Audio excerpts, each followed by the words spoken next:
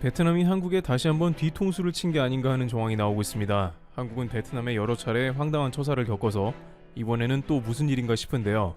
하지만 이러한 일이 반복되면서 결국에는 한국이 아닌 베트남이 크게 역으로 당할 수도 있다는 의견도 나옵니다. 현재 베트남이 한국에 어떤 조치를 하는지와 한국은 어떻게 반응하고 대처하는지 궁금해지는데요.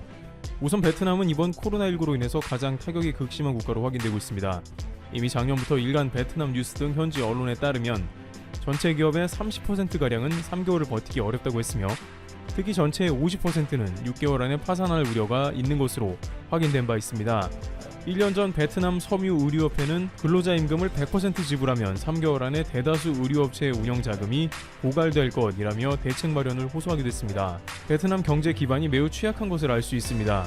따라서 이러한 상황에 한국의 삼성을 비롯한 많은 대기업들과 한국의 건실한 중소기업들까지 베트남의 입점에 코로나와 함께 싸우고 있다는 것은 베트남에 적지 않은 힘이 되고 있는 것입니다. 물론 베트남에서도 이러한 한국에 특별한 대우를 해주며 나름 노력했던 모습이 없었던 것은 아니었습니다. 특히 코로나 초반에 일본과 협력을 하면서 한국을 막아버리던 베트남에 대한 불만이 크게 고조했었고 지금까지 베트남을 도와줬던 한국을 코로나 오염국으로 치부해버린 사건은 지금도 공분을 사고 있습니다만 결국 한국이 코로나 방역 수습을 잘하면서 안정되고 베트남 경제가 파탄이 나는 상황이 나오자 베트남 정부는 한국에 본격 러브콜을 하기 시작했습니다. 알고 보니 일본이 아니라 한국이 진짜 방역 모범국이며 베트남 경제에 큰 도움을 줬다는 것을 뒤늦게 깨달은 모습이 나오면서 태도가 크게 바뀐 것이죠. 그 이후에 베트남 정부는 한국 기업인들을 전세기로 베트남에 입국할 수 있도록 조치를 취하기도 했습니다. 또한 베트남 정부는 한국 기업인들을 대거 초청하면서 베트남에 투자해달라고 강력하게 요청하기도 했습니다. 작년 7월 당시 베트남 정부가 한국의 기업 투자 유치를 위해 총리까지 직접 나선 모습을 보인 것입니다. 한국은 베트남에서 누적 외국인 투자 1위 국가이고 2019년에도 베트남에 가장 많이 투자한 국가였습니다. 베트남 총리가 현재 진출한 특정 국가 기업인들을 대거 초청해 간담회를 하는 것은 매우 이례적이었습니다. 이 자리에는 베트남 투자계획부, 산업통상부, 과학기술부, 외교부 등 관계부처 차관급 인사들이 대거 참석할 정도로 큰 관심을 보였습니다. 그만큼 베트남이 한국에 절박했다는 것인데요. 또한 한국에서는 삼성, LG 등 현지에 진출한 한국 주요 기업 법인장 등 26명이 초청받았습니다. 당시 푹 총리는 인사말에서 한국은 베트남의 최대 투자국으로 오랫동안 베트남에 투자해 왔다면서 한국 기업들이 베트남에 투자할 기회가 많이 있을 것이라고 강조했습니다. 푹 총리는 또 베트남에 투자하다가 애로사항이 있으면 언제든지 얘기해달라면서 적극적으로 해결해 드리겠다고 밝혔습니다. 분명 이 자리에서는 애로사항을 해결해 주겠다고 했습니다. 그러나 현재 한국에서는 황당한 일을 베트남에서 계속 겪고 있는 것으로 전해집니다. 크게 두 가지 정도의 구체적인 사건이 있다고 하는데요. 첫 번째는 다시 기업인 4주 격리 기간이 부활되어 한국에 적용된다는 점입니다. 베트남 정부가 최근 입국 후 격리 기간을 4주로 늘리면서 한국 기업들의 피해가 예상되는 가운데 한국 대사관과 경제단체들이 당국의 지침 완화를 요구하는 공문을 보내는 등 행동에 나선 것입니다. 11일 한국 대사관 및 한인사회 등에 따르면 대한상공회의소 베트남 사무소는 모범적으로 특별 입국을 진행한 주간 기관에 대해서는 격리기간 단축을 검토해달라는 내용의 공문을 최근 총리실에 보낸 것입니다. 대한상의는 공문에서 우리 기관이 진행하는 특별 입국의 경우 14일 격리기간을 마친 뒤 단 한 건의 지역 감염 사례도 없었다면서 한국에 대해 격리 면제를 요청한 것입니다. 대한상의는 사실상 중단된 특별 입국 승인도 요청했습니다. 대한상의가 운영하는 특별 입국의 경우 지난달 28일자 입국 일정이 무기한 연기됐고 이달 13일과 28일자 일정도 당국의 승인이 나지 않고 있습니다. 당황스러운 것은 베트남 내부에 코로나가 확산된 것을 이유로 지금까지 모험적이었던 한국 기업의 발을 묶은 것입니다. 이는 일본, 중국 등과 동급의 취급을 하고 있는 것이죠. 일본은 변이 바이러스가 창궐했고 중국도 산발적으로 변이 바이러스가 나타나 확진자가 증가하고 있습니다. 그런데 한국은 계속 비슷한 방역 상태를 유지했고 베트남에서 한 건도 확진자가 나온 경우가 없었음에도 다시 한번 일본, 중국과 동일한 취급을 하면서 사실상 한국 기업을 어려움에 빠뜨린 모습이 나온 것입니다. 삼성, LG전자를 비롯한 대기업들이나 중소기업 모두 해당 사안으로 인력 운용에 큰 차질을 겪고 있으며 공사기간 연장, 수금 지연 및 고객 불만족으로 인한 기업 이미지 악화 등에 대한 우려도 나오고 있습니다. 분명 베트남 경제를 위해 무엇이든 적극적으로 해결해주겠다는 베트남 당국은 답변을 안 하고 있습니다. 두 번째로 황당한 일은 베트남 정부가 현지에 진출한 한국 기업들에게 백신 구매 등 당국의 각종 방역 비용을 부담하라는 요구를 하면서 현지 기업들이 곤혹스러워하며 불만을 터뜨리고 있다는 것입니다. 현지 언론 및 소식통에 따르면 북부 빈푹성은 최근 이 지역에 있는 기업들을 대상으로 코로나 검사 비용을 전액 부담하라는 지침을 내려보냈습니다. 빈푹성은 다수의 한국 기업 공장들이 자리 잡고 있는 지역입니다. 앞서 박민성에 위치한 삼성전자 휴대폰 공장은 지난 11일 현지인 직원 2명이 양성 판정을 받자 이들 직원이 소속된 생산시설에 근무하는 전 직원을 대상으로 밤새 진단검사를 실시하고 재반 비용을 전액 부담했습니다. 한 중소기업 관계자는 삼성전자 같은 대기업은 검사 비용을 모두 대는 게 크게 부담이 되지 않겠지만 작은 규모의 회사는 타격이 있다고 말했습니다. 그러나 삼성전자 역시 이러한 베트남 정부의 조치로 휴대폰 공장의 직원 만여 명과 삼성 디스플레이 직원 3만 5천여 명을 현지 인용 기숙사 및 인근 숙박업소를 활용해 근로자들을 수용할 계획을 짜는 등 적지 않은 추가 비용을 부담하는 것으로 전해졌습니다. 물론 중소기업들은 사정이 더욱 여의치 않습니다. 자체적으로 공장 내에 숙박시설을 마련하기 어려울 뿐 아니라 팬데믹 상황에서 숙박업소를 구하기가 극도로 어려운 상황이기 때문입니다. 하지만 최근에는 베트남 중앙정부와 지방정부가 일제히 기업들을 대상으로 백신을 사달라고 요청하고 나서 기업들의 시름은 깊어지고 있는 것입니다. 딘 띠엔 중 하노이 당서기는 지난 28일 집단 면역을 달성하기 위해서는 600만 회분의 백신이 필요하다고 밝힌 뒤 예산 부족을 이유로 기업들이 구매 비용을 부담해 주길 바란다고 밝혔습니다. 분명 작년 7월에는 베트남 총리가 어려운 것이 있으면 베트남 정부가 뭐든지 해결해 준다는 것과는 정반대로 오히려 한국 기업들을 쥐어짜고 있으며 공산당 체제의 막무가내 방식으로 부담을 전가하는 모습인데요.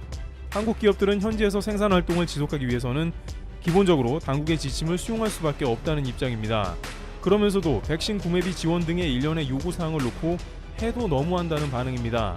한 중소기업 법인장은 현지인들 사이에서 코로나가 급속히 확산한 것은 정부의 방역 실패에서 비롯된 측면이 크다면서 현지인들에게 일자리를 제공하고 세금도 내는 기업들이 왜 모든 책임을 져야 하는지 모르겠다고 불만을 토로했습니다.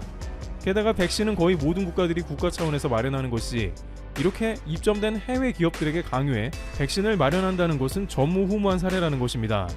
게다가 이러한 백신 획득은 삼성조차도 쉽지 않을 전망입니다. 국가 간의 백신 확보를 위해 사활을 걸고 움직이는데 일반 사기업이 백신을 얻으려면 그야말로 웃돈을 얹어 매우 비싸게 들여와야 하고 그것도 삼성이나 되어야 간신히 구할 수 있을 정도로 보인다는 것입니다. 일반 중소기업이 믿을 만한 아스트라제네카 정도를 구하려면 어떤 프로세스로 움직일지 감도 안 온다는 것입니다.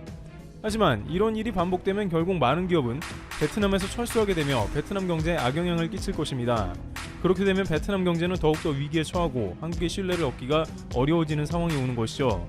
실제 베트남에서 코로나로 인해 공급망이 다시 베트남이나 인도에서 중국으로 옮겨간다는 전망도 나오고 있습니다. CNBC에 따르면 코로나 확산으로 인해 탈중국했던 국가들이 다시 베트남을 떠날 확률을 언급하고 있습니다. 전문가들은 다국적 기업들이 인도와 베트남의 직원을 파견해 새로운 공장을 세우기가 어렵게 된다고 설명했습니다. 따라서 베트남 정부는 한국의 제한을 풀어주고 백신을 구해오라는 압박을 하지 말아야 할 것입니다. 이와 같이 한국 기업들은 코로나로 인해 결국 베트남 정부가 방역까지 강요하는 최악의 국면을 맞고 있다는 소식이 들려옵니다. 베트남 정부는 현지 일자리를 유지해주고 베트남 경제를 위해 일하는 한국 기업들을 쥐어짜지 말고 오히려 특혜를 제공해야 할 것입니다. 테레블TV였습니다. 감사합니다. 한국이 G7 정상회의에서 놀라운 국제위상을 보여주었습니다. 이번 회의는 사실상 G8 회의였다는 세계적 외신들의 보도가 나오고 있습니다. 특히 이번 정상회의에서 문 대통령은 의장국인 영국의 존슨 총리 옆자리에 앉았습니다. 반대편 옆자리는 바이든 미국 대통령이 앉았습니다. 엄청난 존재감을 과시한 것이죠. 국제회의에서 의석 배치는 해당 국가의 중요도를 반영한 것입니다. 따라서 문 대통령의 자리 배치는 결코 우연이 아닙니다. 이는 기념 촬영에서도 다시 한번 증명되었습니다. 존슨 영국 총리가 가장 앞줄 가운데 서고 오른쪽에 문 대통령의 오른쪽에 바이든 대통령이 자리했습니다. 네, 이미 다 의도된 것이라는 것이죠. 청와대 국민소통수석도 이렇게 말했습니다. 문 대통령의 자리가 대한민국의 오늘이고 우리 후세 대통령의 자리는 더 영광될 것임을 확신한다. 이번 G7의 가장 큰 성과 중 하나는 대한민국의 과거가 쌓아온 현재의 성취감에 대한 확인과 미래의 자신감에 대한 확신이다. 문 대통령은 정상회의에 2년 연속으로 초청되었습니다. 지난 의장국인 미국도 한국을 가장 먼저 초대했었죠. 올해 G7 정상회의에는 대한민국과 호주, 인도, 남아프리카 공화국 등 4개 국가가 초청되었습니다. 하지만 우리나라를 제외한 호주, 인도, 남아공은 모두 영연방으로 영국과 긴밀한 관계라는 점을 감안해야 합니다. 따라서 실질적으로는 우리나라가 유일한 초청국입니다. 한국은 경제적으로는 이미 G7의 이탈리아를 능가했습니다. 세계 10위 안에 이름을 올리죠. 경제 규모에서 세계 탑10 국가 중 G7에 가입되지 않는 나라는 한국, 중국, 인도뿐입니다. K방역도 한국의 브랜드 파워를 높이는데 큰 역할을 했다는 평가입니다. 한미 정상회담에서 양국 정상이 노마스크로 악수를 하는 장면은 전 세계에 상징성을 과시했습니다. 이번 G7 정상회의에서도 참여 정상들은 노마스크로 공식 일정을 수행하면서 코로나19 극복에 대한 자신감을 과시했습니다. 게다가 한국은 압도적인 바이오, 의약품 생산 역량을 기반으로 글로벌 백신 허브로서의 역할을 수행할 수 있게 되었습니다. 한미 정상회담을 통해 미국과 백신 파트너십을 합의한 지가 얼마 지나지 않았는데 다른 G7 국가들과도 백신 파트너십을 맺게 되었습니다. 각국 정상들과 글로벌 제약사들이 문 대통령을 먼저 찾았습니다. 특히 바이든 대통령과는 각별한 사임을 강조했습니다. 바이든 대통령은 이렇게 인사를 건넸습니다. 문 대통령이 오셔서 이제 모든 게 잘 될 것 같습니다. 그러자 문 대통령은 이렇게 화답했습니다. 한미 정상회담 결과로 미국이 보낸 얀센 백신 예약이 18시간 만에 마감되었습니다. 한국에서 큰 호응이 있었습니다. 문 대통령은 각국의 정상들과도 양자회담을 가졌습니다. 독일은 원래 예정이 없었는데 메르켈 총리의 강력한 요청으로 이루어졌습니다. 의장국인 영국과도 했습니다. 존슨 영국 총리는 문 대통령과의 양자회담에서 이렇게 제안했습니다. 문 대통령의 리더십으로 한국은 우수한 방역으로 모범을 보였으며 영국은 한국으로부터 배울 점이 많습니다. 백신과 관련해 한국과 영국이 다양한 주제에 대해 깊이 있는 협력을 모색할 수 있는 협의체를 만들고 싶습니다. 마크롱 프랑스 대통령은 한국의 빠른 경제 회복을 높이 평가하며 한국과 반도체, 전기차 등 첨단 핵심 기술 분야와 보건, 에너지 등 다양한 분야의 한 프랑스 협력체 강화를 기대합니다. 라고 말했습니다. 모두가 한국과 함께 하고 싶어 손을 내민 상황에서 유일하게 존재감이 없었던 나라가 하나 있습니다. 네, 바로 일본입니다. 일본은 이번 G7 회의에서 올림픽 지지만 요청했을 뿐 아무런 소득도 아무런 존재감도 없었습니다. 그러면서 한국의 G7 가입을 반대한다는 메시지만 남기고 갔습니다. 이혼 게이자의 신문에 따르면 일본은 G7에 한국과 호주, 인도, 남아프리카 공화국을 참가시켜 D11으로 확대 개편하는 것에 반대한 것으로 알려졌습니다. 일본은 이렇게 주장했다고 합니다. 한국, 호주, 인도를 부르는 것은 괜찮지만 G7 틀의 확대에는 반대했다. 일본이 반대하는 이유가 황당합니다. 아시아 유일의 G7 국가라는 타이틀을 잃어버리는 게 싫다. 영향력을 유지하고 싶다. 하지만 미국과 영국은 D11 추진에 대해 의욕적인 상황입니다. 앞으로 중국의 영향력이 커질수록 G7 확대 방안은 더욱 활발하게 거론될 것이 분명합니다. 한편 문 대통령은 스가 일본 총리와는 현재까지 별도의 회담 없이 두 차례 짧은 만남을 가진 것으로 확인되었습니다. 두 차례 모두 문 대통령이 먼저 다가가 인사를 건넨 것으로 파악됩니다. 한편 일본이 얼마나 존재감이 없었는지가 속속 드러나고 있습니다. 일본 현지 언론들이 이런 기사를 내고 있습니다. G7 정상회의 의장국인 영국이 내놓은 코로나19 백신 개발 도상국에 10억 회분 제공은 일본 정부에는 아닌 밤중에 홍두깨. 이유가 뭘까요?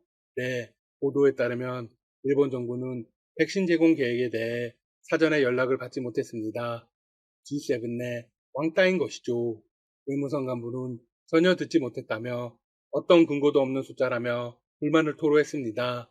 앞서 일본 정부는 지난 2일 세계 백신 면역 연합과 공동으로 정상회의를 추진하면서 코백스에 8억 달러, 우리 돈 약 9천억 원을 추가 제공하겠다고 표명한 바 있습니다. 이런 발표 직후 영국이 코로나19 백신 10억 회분 제공을 발표하면서 일본 정부 내에서 곤혹감이 커지고 있습니다. 일본의 백신 존재감은 묻혀버린 거니까요. 외무성 최고위 간부는 이렇게까지 말했습니다. 미국의 백신 5억 회분 제공 발표를 보고 영국이 남의사빠로 수모를 한다. 눈에 띄고 싶을 뿐이다. 이를 보면 영국과 일본의 관계가 별로 순탄치 않다는 걸 알 수 있습니다. 일 현지 언론은 이렇게 분석했습니다.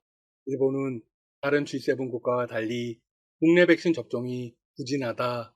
영국의 표명에 따라 한층 부담을 지게 될 가능성이 커져 대응에 고심할 것으로 보인다. 지난 10일 기준으로 각국의 1회 이상 백신 접종률에서 일본은 그야말로 압도적인 꼴찌입니다. G7 국가들의 현황을 보면 캐나다 63.62%, 영국 60.53%, 미국 51.56%, 독일 47.19%, 이탈리아 46.47%, 프랑스 44.18%인데 일본은 고작 12.6%입니다. 5월에도 다 어설픕니다. 백신을 많이 확보했다고 화이자와 대량 계약을 했다고 자화자찬했지만 10%를 조금 넘는 수준입니다. 한편 이번 G7 회의는 중국을 겨냥한 것이죠. 중국을 향해 이렇게 경고를 날렸습니다. 대만 해역과 동남 중국해에서 일방적으로 현상을 변경하고 긴장을 고조시키는 어떠한 시도에 대해서도 강력히 반대한다. 그러자 중국도 발끈하고 나섰습니다. G7을 소수의 국가라고 깎아내리며 진정한 다자주의가 아니다라고 맞받았습니다. 앞으로 미국, 유럽연합 등 서방과 중국 간의 갈등은 더욱 심화할 전망입니다. 지금까지 닥터시사TV였습니다. 여러분 시청해주셔서 감사합니다. 구독과 좋아요 부탁드립니다.